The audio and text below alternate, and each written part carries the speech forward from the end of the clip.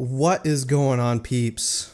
We're back at it again with another episode comparing the book to the show. So far, we've gone through Chapter 1, The Witcher. Chapter 2 we skipped because that's actually in Season 2, and we're going to stick with Season 1. We did Chapter 3, The Lesser Evil, and now we're on Chapter 4, A Question of Price. This is a huge story. I feel like every short story has its own philosophical ideas behind it and in the writing itself. I don't really get that feeling with the show. Let me know if you guys agree with that. This episode was hard to watch. I'm gonna need this to get through this. Oh, I love smoky, peaty whiskey. I got the Kalila 12-year-old Islay single malt scotch. Almost like a pineapple / coconut. Obviously you get a hint of peat, more campfire smoke than like a meaty brisket smoke. But I'm gonna need this to get through this review of this episode. I know there's an argument out there that is talking about, oh, we needed to make these changes in order for it to make sense. No, stop it. Hey, stop it. Stop it. Okay. You didn't have to change literally anything. But I'm mad. This episode's...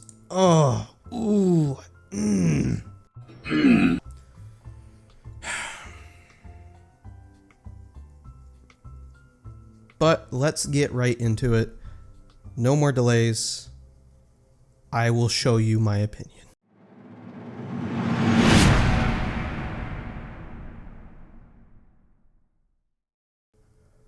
Where are we? We are in Sintra, and we find Geralt in a tub getting a shave, preparing him for a royal appearance and a banquet. This banquet is basically celebrating Princess Pavetta's 15th birthday. And as per custom, people are coming for the chance for her hand in marriage and a possible alliance between two kingdoms. Queen Calanthe shows that her favored alliance would be with Skellig, since history shows that people who are aligned with Skellig are less likely to be attacked. We also find out that the king, Queen Calanthe's husband, has died some time ago, and Queen Calanthe has been ruling in his place. And per custom, this is not really accepted. A woman cannot rule officially, and so the one who marries Pavetta will sit on the throne. So while Geralt is being prepared for this royal appearance, he finds out that he is to be undercover, hidden behind the disguise of the Honorable Ravix of Forhorn. He shall be an honored guest and sit to the right of the queen. He receives no answers to his questions and is informed that he would be wise to do whatever Calanthe says if he doesn't want to be met with any unpleasantries. To be noted, there is a bard present at this banquet, Drogodar. That is important to note for my comparison later on. So as guests are being introduced, we see a group from Skellig, a group of 4 led by Iced Tershek. I probably butchered that name, but it is what it is. Beside him is his broad-shouldered youth with red hair, the nephew of King Bran himself, Croc on Crate. Croc is here to court Pavetta, and it's clear that Calanthe and Iced have a thing going on. One of the members from Skellig is Mousak, who is a druid and advisor to King Bran. They aren't very politically correct in terms of manners and mannerisms. Their names are very unique and they kind of remind me of Viking-ish names.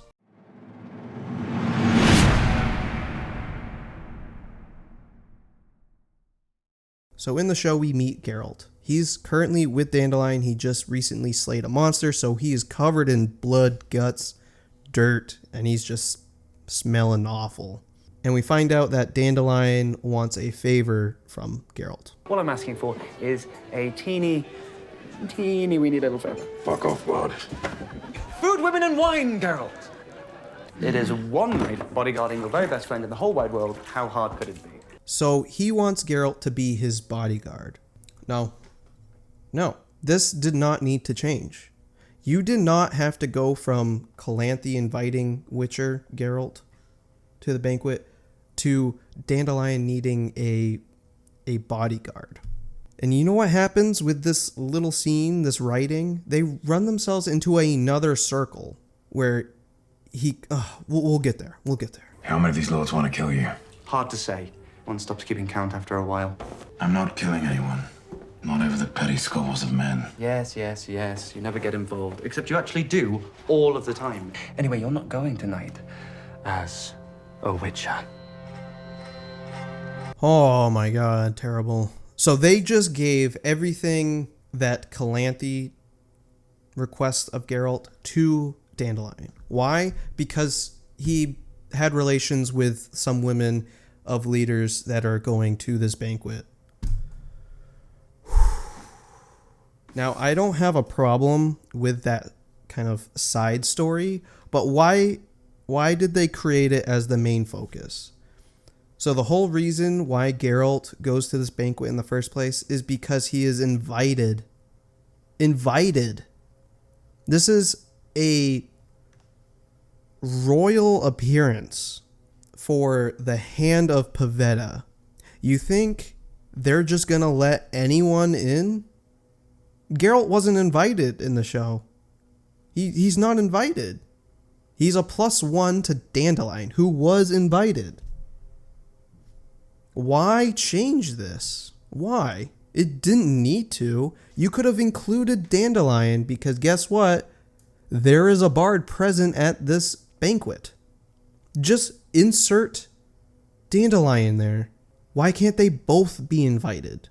And then go together and have this little story arc, humorous interaction with the lords that Dandelion slept with. That's a fun side story. It doesn't need to be the main focus. It's just, why change it to something worse? It doesn't create any mystery, right? With Calanthe inviting Geralt, there's some mystery as why does she invite Witcher Geralt? And specifically, why is he in disguise? Why can't he come as a Witcher? And why is he in a seat of honor besides Queen Calanthe? There's a lot of mystery that happens with this. You know what this sets you up for? It's dumb. I don't like it. It didn't need to change. You could have easily included Dandelion into the story without changing the story. The same outcome happens regardless. Okay? You didn't need to change it. Moving on.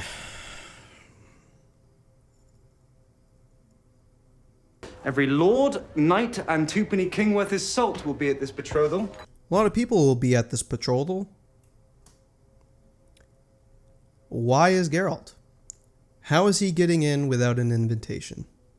I think I beat that horse real dead. So we're moving on. And so his and oh my god. So Dandelion wants him to be in disguise, right? Based on that scene that I played previously. He wants him not to be known. You're not going as the Witcher Geralt. But what do they do immediately? And I hate this kind of writing. Pretend you're a mute. Can't have anyone finding out who you actually are. Geralt of Rivia, the mighty Witcher! Oh, shit. So that was fun. That was interesting, right? Now everyone knows there's a Witcher here. No one really questions it. Why introduce it in the first place? It's like killing a character and then 3 minutes later, oops, just kidding. They're actually alive. I hate it. I hate it. I hate it. Something that they do get right is, or at least accurate, is the Skellig crew of people. Like, just watch this scene. It's just fun. Commotion! Yeah! Very rowdy. I loved it. It's pretty accurate. But that's it. They ask you how you are, you just have to say that you're fine when you're not really fine, but you just can't. We move on with Geralt having a discussion, a talk with Mousesack, getting the ins and outs These suitors will vie all night for Princess Pavetta's hand. Marrying into this monarchy is a mighty price. Who wouldn't want to be king of the most powerful force in the land? That red-headed scandal out over there, Crack and Crate, will marry Pavetta. The lioness has already arranged it with the boy's uncle, Ace Torsik. No one would dare make a move on an alliance that powerful. Queen Calanthe refused his proposal 3 times after King Rona died. She's not for living in her husband's shadow again. So we get a lot of information out of BLAAACK. So, as accurate to the book, Croc is planned to have Pavetta's hand in marriage to join that alliance of Skellig and Sintra. So that is accurate to the book. We also find out that Queen Calanthe has a thing with Iced. Very accurate? Very accurate. Good. Okay. We find out that she has actually refused Iced many times. I can believe that. It was a long time before Calanthe actually accepts his proposal in the book. And I can kind of agree with it's probably because she enjoyed the power. She hated the classic only male can rule. So we finally get introduced to Queen Calanthe. Queen Calanthe of Sintra! Where the hell was she? Apologies, noble sirs. Few upstart townships in the south need reminding who was queen. Okay, so it demonstrates that she is kind of a badass. I got that much from the book. Sure, accurate.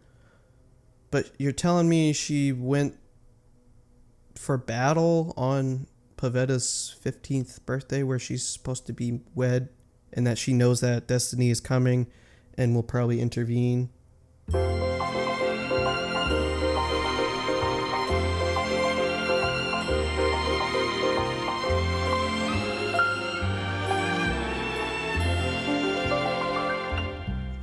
Whatever.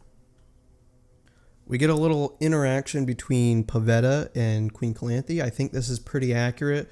It's clear Pavetta does not want to be here, and kind of Calanthe explains, hey, I had to do something similar. You think I wanted to marry your father? I'll have none of your waterworks here. You're the daughter of the lioness. Behave like it. Perhaps I should have some starving serfs brought in to slaughter then.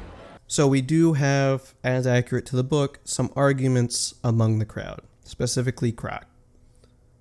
And they're having this argument, and this is where we get introduced with Calanthe and Geralt meeting each other. How many stings has it got then? 2. Go away and shite. Your Majesty, It's fine. that's Geralt's I know. Rivia. I've actually... Come, Witcher. Take a seat by my side while I change. We'll get there. I'll summarize everything they destroyed about Queen Calanthe. But this is just one example. They want to portray her as this strong, cunning woman. But she's not. In the book, she was way more cunning because she had several plans in line to stop something from happening tonight. We don't know what it is yet, but she has a lot of plans. All right. We're at the same point as we are in the book. Geralt takes the seat right next to Queen Calanthe to the right. And so we're going to go over what the book intended with these conversations.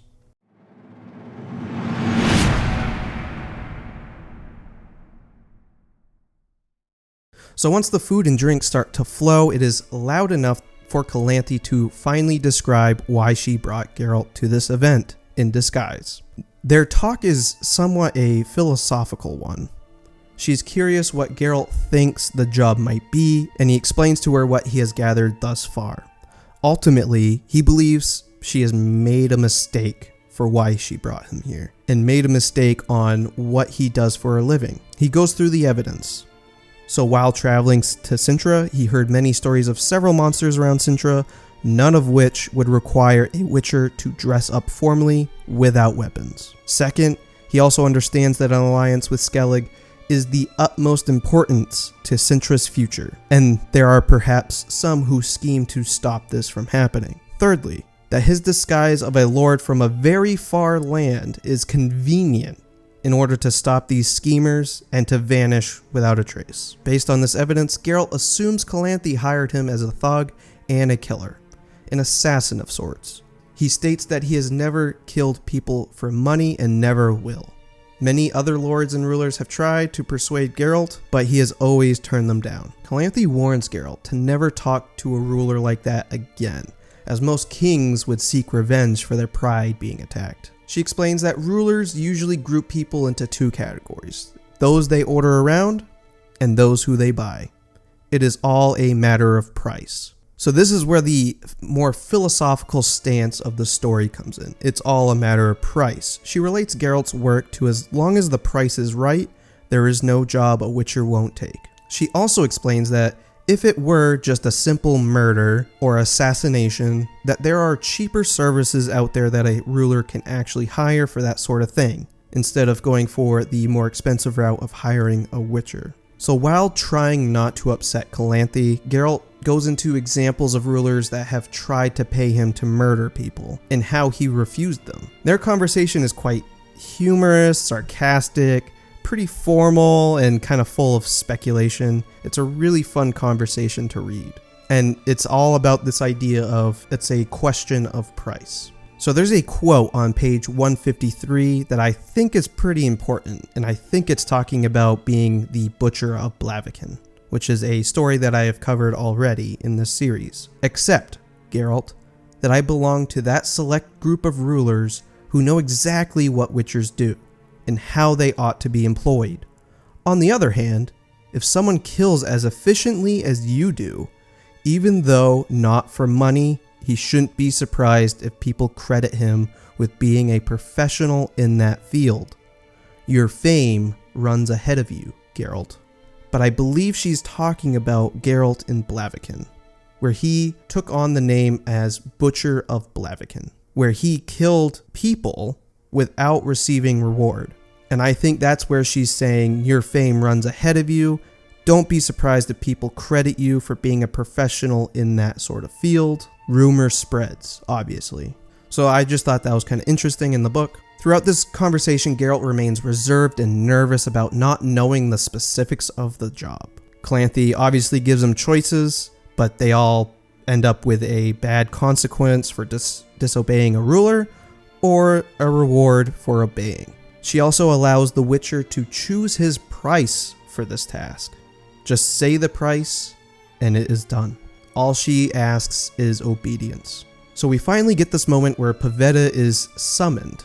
Mousesack and Geralt meet eyes, and Mousesack seems suspicious of why Geralt is here. He starts forming a question with Geralt's food scraps. Geralt nods imperceptibly to the question. We don't know exactly what the question is, but I would assume that he's asking, are you here to kill someone or something of the sort? So while everyone is eyeing Pavetta as she's being introduced, Calanthe gives Geralt his task. The task to ensure Pavetta marries into Skellig lineage. Geralt is kind of witty and he suggests, isn't her will enough to ensure this outcome? Her response to this wittiness is, events take sudden turns and destiny might intervene here today. So here's the second part of this short story, destiny. Destiny is huge. It's a matter of price and destiny.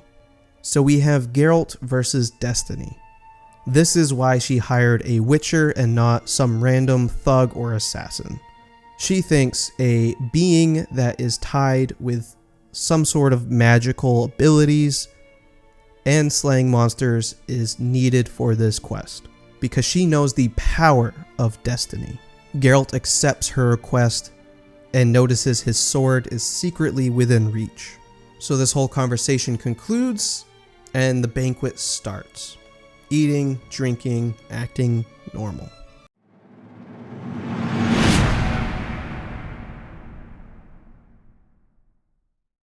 So here's what we get with the conversation between Geralt and Queen Calanthe. Tell me, how does a witcher find himself at my daughter's wedding feast dressed like a... I'm protecting the bard from vengeful royal cuckolds. Idiots, a lot of them. So he mentions he's here as a bodyguard. And this is what I was talking about before. They write themselves into a stupid circle. I feel like they do this constantly throughout the show. Still, I'm glad of your company, which could prove handy. No doubt blood will spill here tonight. I'll save the good queen's breath. Not for hire as a bodyguard. You were hired just so by the bard. Good point, Queen Calanthe. You are hired as a bodyguard as of right now. So instead of this philosophical idea of it's a matter of price, look at your profession, you do this, blah, blah, blah. Let's look at the details, right?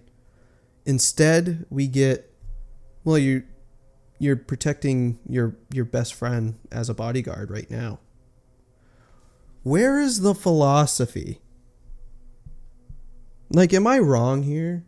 Where is the heart? Where is the meat, the bones, all of it?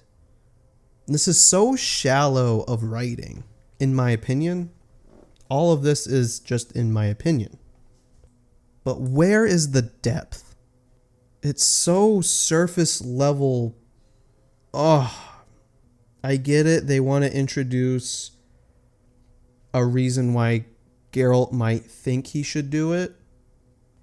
Now, this might work for people who don't know the actual book story. But for those of us who have actually read the book and know the stories, this sucks.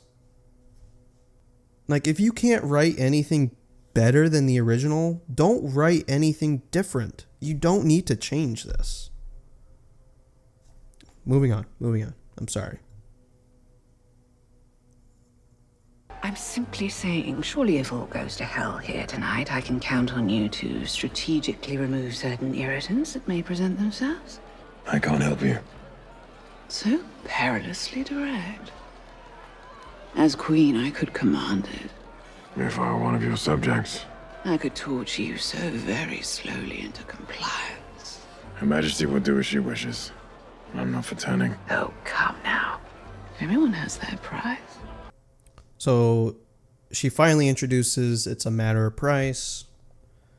This conversation between them, I actually enjoyed. It's one of the things that I did enjoy about this episode. I wanted more of it. There's a lot of conversation between Geralt and Queen Calanthe in the book. I want more of that. Like, it was very thought-provoking in the book. Lord Peregrine of Nilfgaard. Tell me, is it true you drink piss water and feast on your own young? It's just filler, honestly. All this because male tradition demands it. If I were a man, I could simply tell the whole lot of them to fuck off, declare outright who Pavetta should marry, and have done with it. So again, we get this idea that Calanthe despises the tradition of male, which is accurate, I feel, to the book. She does feel this way. Also, between these conversations, it's clear that Pavetta is listening to all of this. So perilously direct. As queen, I could command it. If I were one of your subjects. Everyone has their price. All this because male tradition demands. I would have enjoyed a little bit more, like in the book, it has that feeling of magic building in the room. Tell me, Witcher, why are there so few of you left? It is no longer possible to create more of us since the sacking of Camoran.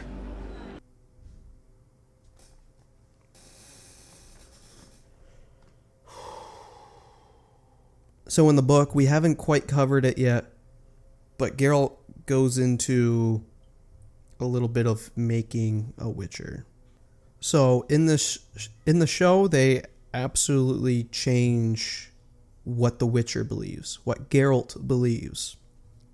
In the book, he believes destiny. He believes in destiny. And he respects it. And to say that there are no more Witchers because Kaer Morhen got ransacked? Really? Really? You know what? I can't be that surprised because of what Blood Origins did with the creation of Witchers. I'm not surprised they rewrote that. You know what?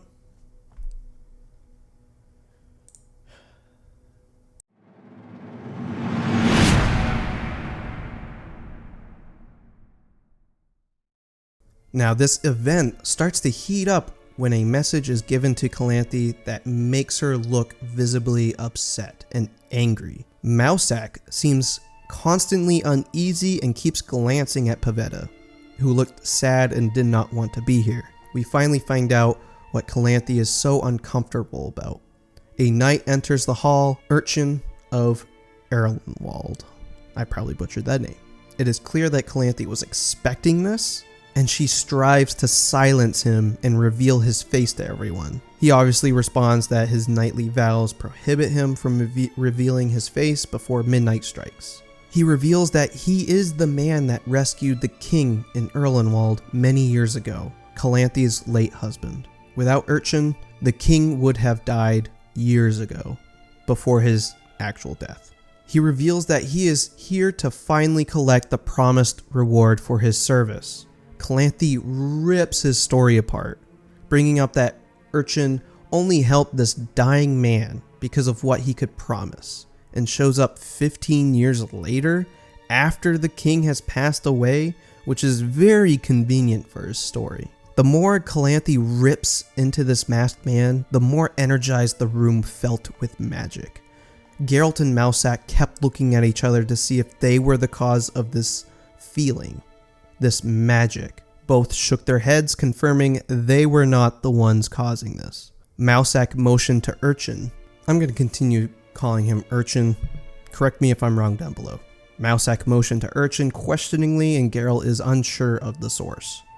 So the conflict continues with Urchin revealing his side of the story and the reward that was promised. Page 161. I asked him to promise me whatever he had left at home without knowing or expecting it. Destiny. Look at that. To be fair, his only proof was Calanthe's face. If she had only held it together a little bit better, I am sure she could have got away with it. But I'm sure it was hard to hear all this. Her love died, and it's probably hard to disguise her feelings. But Iced, her current lover, asked if it was true, and she basically confirmed it, and he mentions that she has to keep the promise or he will question the promise of love she trusted him.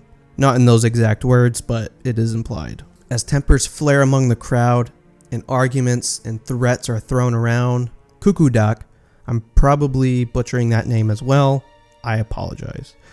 He's the first one to mention the law of surprise, which is as old as humanity itself. It can be as harmless as a dog, but as big and tied to destiny as a child. Many consider when the law of surprise is marked with a child, then the child is linked with destiny, which is a powerful force. He talks about many examples of children marked out by destiny who go on to do extraordinary things in life. Those who try to resist destiny came to unfortunate ends. Calanthe finally admits that the king indeed make this promise to Urchin, and that the council will decide whether the throne and kingdom will be handed to a stranger or to someone with a positive impact to the kingdom, based on a dead king's promise. So you can see that Calanthe has a bunch of contingencies to try and convince people to either kill Urchin or to deny his request that destiny be fulfilled. So she is very smart. She has a lot of plans. So emotions kept escalating and the magic in the air continued to grow in strength. Geralt noticed a knight about to make his move when he suddenly draws attention to himself and states that convening the council will prove unnecessary. Urchin assumes that Geralt is challenging him to battle, and he accepts. Geralt states that he does not intend to challenge him, but also says that this tie of destiny is very strong, but he can only claim what was promised to him if and only if the princess herself agrees. This is the rule of the law of surprise, that the child of destiny must agree. And that would prove that they are tied to destiny. Geralt knows this law better than most because he is a witcher who was also tied to the same law and destiny. And here is a quote on page 168 from Mousak himself. "He knows this law better than anyone else," Mousak said in a hoarse voice, "because it applied to him once. He was taken from his home because he was what his father hadn't expected to find on his return, because he was destined for other things, and by the power of destiny, he became what he is." So right there, that is evidence that Geralt is a professional in the law of surprise. He is a professional on destiny and how powerful destiny can be, because he is still tied to destiny. So hearing that this is a witcher sitting in front of him, it made Urchin visibly uneasy and nervous. The queen announces that midnight has come and gone, and it is time for Urchin to reveal his face before the princess is able to decide her future. Urchin throws off his helmet to the gasps of the room.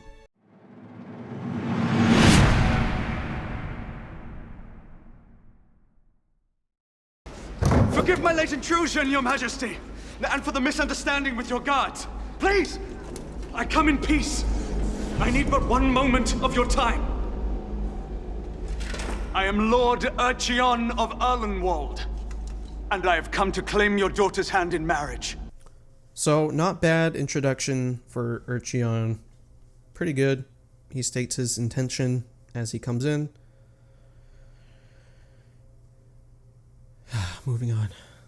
A knight of no renown from a backwater hamlet who dares to enter my court without revealing his face.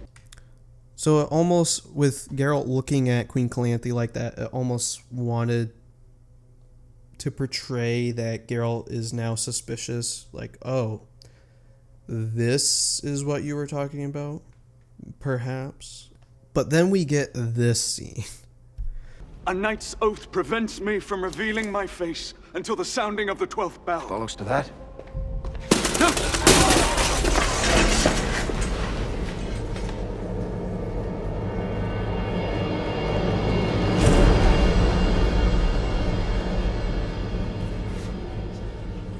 Wait. Kill it.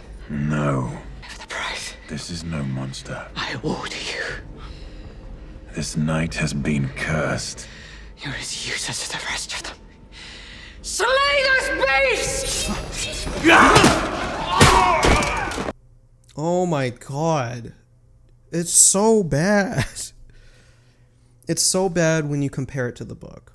Like, if I saw this and I didn't know the actual story, it probably would have been fine.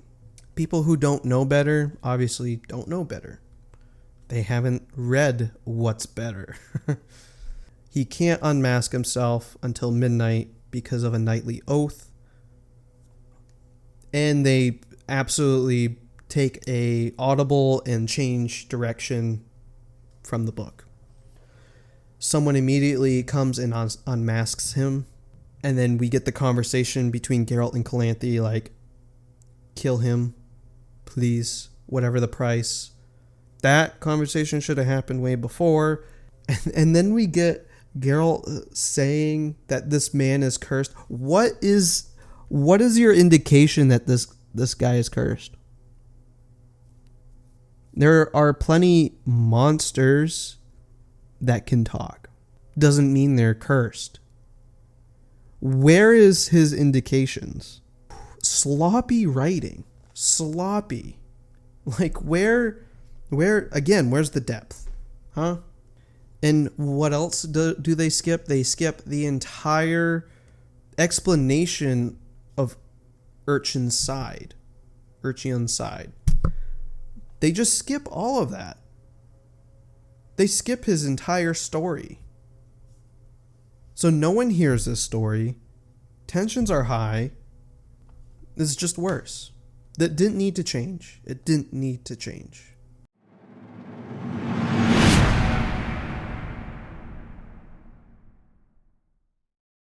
The magic in the room just kept getting thicker in the air, and Pavetta said yes to the dress and chose Urchin. Everything turned quiet when she announced this, and then everything erupted all at once. People were grabbing knives, yelling, and guards were inbound, most attacking Urchin. Pavetta screamed, calling out to Dooney, which is Urchin. Geralt sprang into action, defending Urchin from all attackers. Aisht also helped Urchin, and Pavetta reached a peak, and Geralt dove to the ground knowing what was coming. Objects began flying around, bodies were flattened to the floor, and cries came from around the room. Geralt had to crawl to MALT, and they knew they had to restrain her, or else the place was going to fall apart and many lives were going to be lost. They coordinated their attacks at the same time, and she barely even noticed.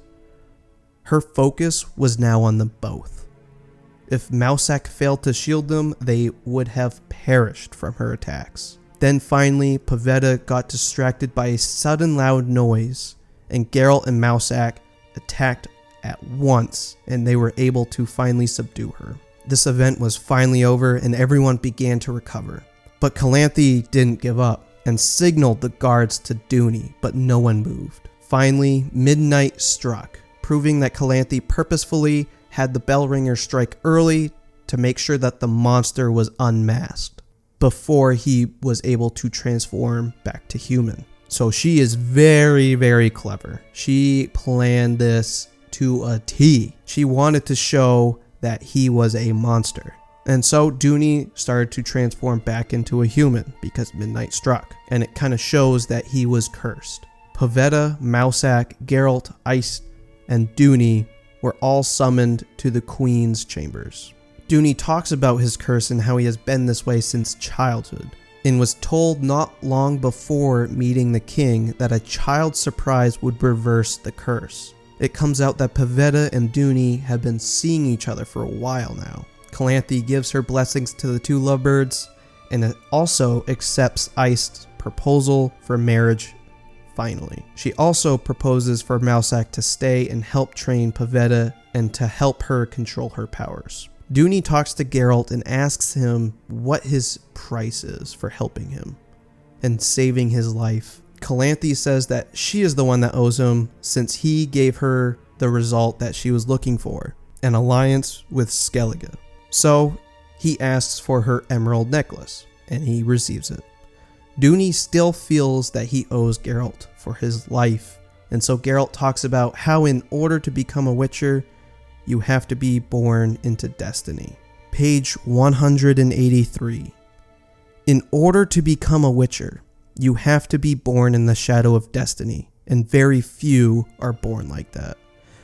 That is why there are so few of us. We're growing old, dying, without anyone to pass our knowledge, our gifts onto. You will give me that which you already have, but do not know. Everyone quickly looks at Pavetta, asking if she is with child, and she blushes.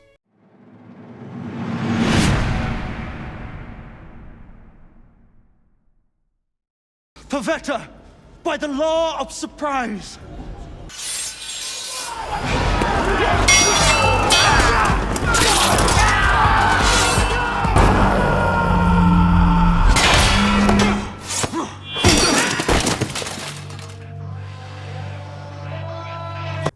So we get a mention of law of surprise. And then people again start to attack. Why did they stop in the first place? I don't know. I think they were just like, oh, we forgot to mention the law of surprise. Stop the fighting here, cut it right there. He mentions it, and then they start fighting again. We got it. We got it. Intention met. So we also get Geralt defending Urchin. Accurate to the book. That's all I'm going to say about that. Law of surprise has been called. You kill them? Kill me. Stop! So this is so... Oh! Why is Ice defending this person without even hearing his explanation? He just hears law of surprise, and he's like, he must be telling the truth. I'm going to defend this guy. Because we never had the interaction from the book of talking with Queen Calanthe, between Urchin and Queen Calanthe, about the story. And visibly seeing Queen Calanthe become uncomfortable, and she finally kind of admits it. Because she's so frustrated with what her late husband did. We never get that. And this guy's just defending this beast, this monster, because, I don't know, his gut feeling. He had a gut feeling that he was telling the truth over his loved one.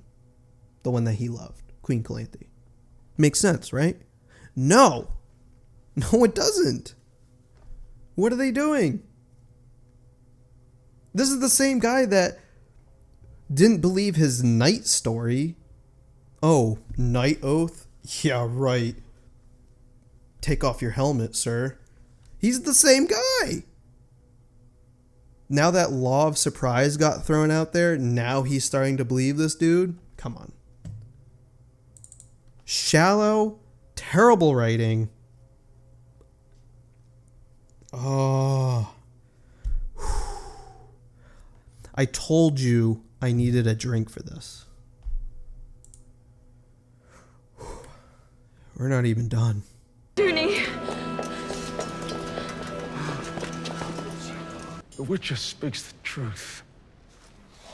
I was cursed as a young boy. I chose the law of surprise as payment. You're that stupid bastard. Better you had let him die. You knew he'd come, and you pushed me to kill him. I'm just going to be really quick with this one. This conversation should have happened when he announced himself. Just saying.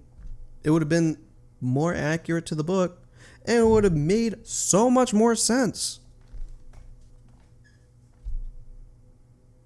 Now it just feels rushed, and they had to include it to include it. So it's not like they removed it. They just put it after everyone tried to kill him. Okay, whatever. Asking for payment with the law of surprise is as old as mankind itself. Don't lecture me, Est. It's an honest gamble. Destiny has determined the surprise be Pavetta. Yes, accurate. Ice does confront Calanthe about the law of surprise. He's not the one that says it's as old as time, but someone does say it. I'm glad they included that. I knew no woman would ever accept me like this. And so I waited. I waited until the 12th bell when the curse breaks, just to watch from afar. Until destiny intervened. Yeah, accurate. I don't think the book explicitly says that Urchin was spying. Not really spying, but like keeping an eye on her. And that he wasn't very comfortable in his skin. But it's likely, right? And it kind of introduces that, yes, even before this banquet, they've been seeing each other for quite a while. So accurate. They do a couple things right, surprisingly. Who are we to challenge destiny? Life was saved. That must be paid. The whole order of the world falls apart. Honor destiny's wish, or unleash its wrath upon us. Yes, accurate. People were explaining why they are afraid of destiny and going against destiny. Accurate, yes. Is there not a man amongst you who does not cower before destiny? You, Witcher, are you afraid too? No. He's not afraid of destiny. Look at that. He doesn't believe in destiny at all. Again, all these conversations should have happened before the fight.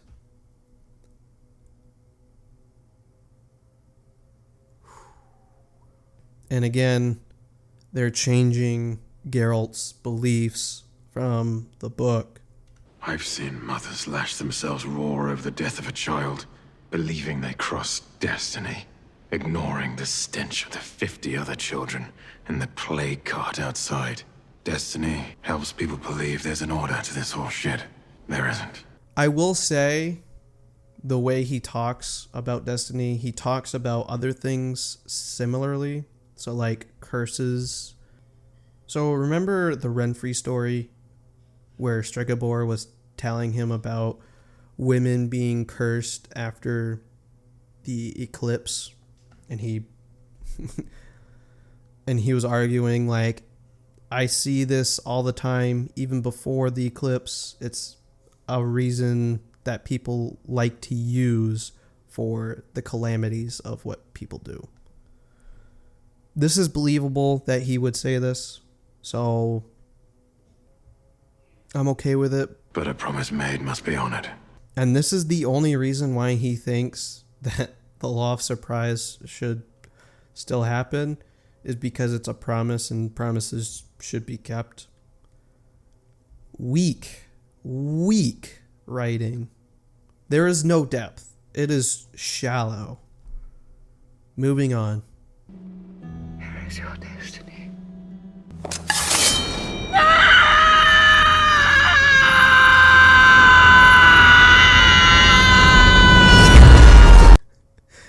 So you think they would write out what Pavetta's showing her power? No.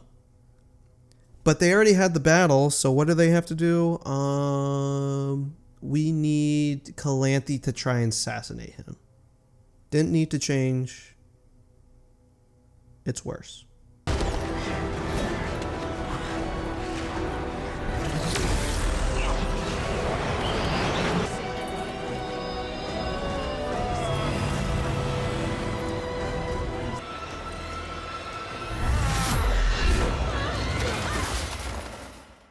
But we go through this whole song and dance.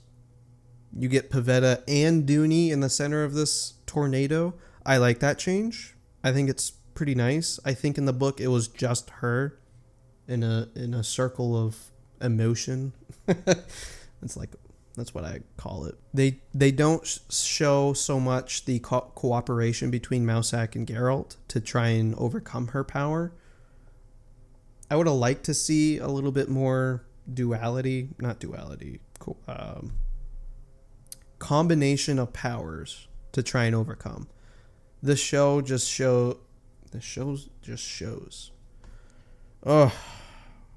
This episode just shows that Geralt can single-handedly take her off her game.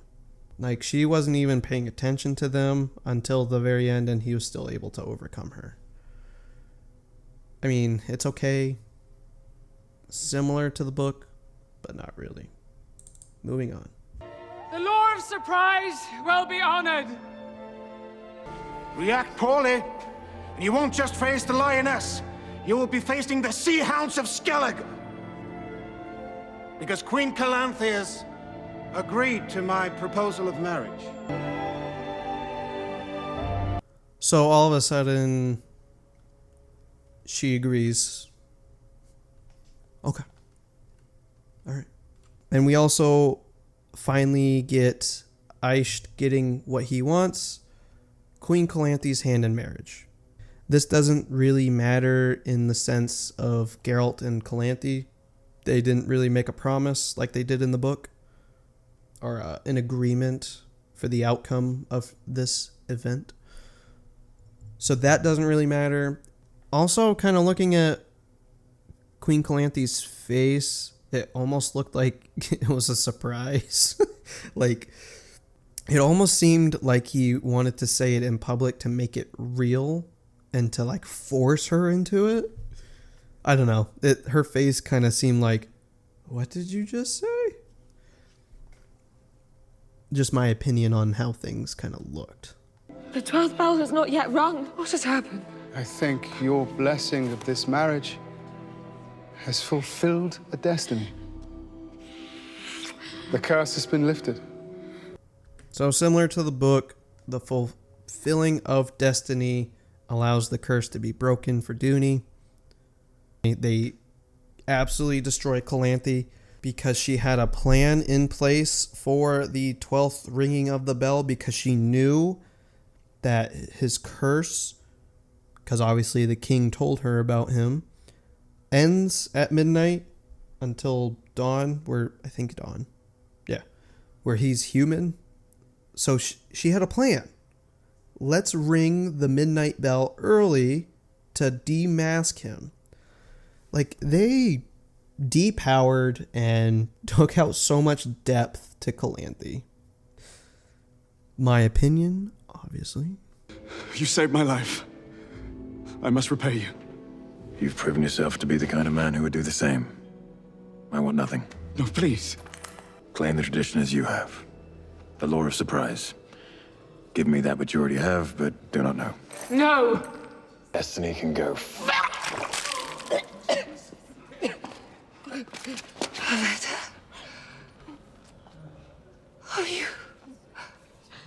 So, similar to the book, Dooney wants to reward Geralt for his service, for saving his life. Yes, accurate, definitely. I agree. But it's introduced by Geralt like your tradition. I will say the same thing. Where is the depth? Where is the depth? They include this for the sake of him having destiny link him to Ciri, Pavetta, and Dooney. In the book, Geralt talks about how in order to become a Witcher, you usually are born into destiny. And that is why he says, I'm enacting the law of surprise. And here he's just saying it like, I mean, you did it. Fine, I'll do it.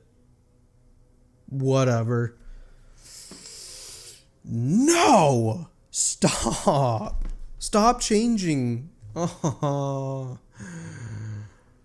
I'm done. This episode truly broke me.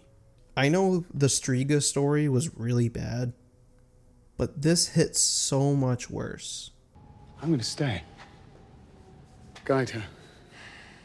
Yes, I do, but you can't outrun destiny just because you're terrified of it.